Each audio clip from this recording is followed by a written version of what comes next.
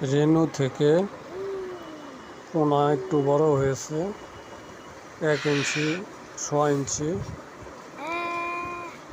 এখন এগুলো কিনে নিয়ে পর প্যাকেট করে পুকুরে নেওয়ার জন্য প্রস্তুতি করতেছে।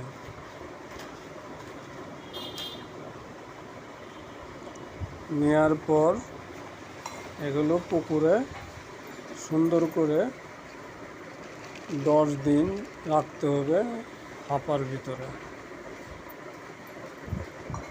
হাঁপার ভিতরেই খাবার দিতে হবে। আপনারা দেখতে পাচ্ছেন সুন্দর করে প্যাকেট করতেছে।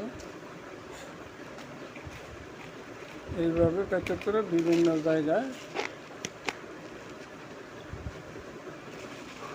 পাঠানো হয়।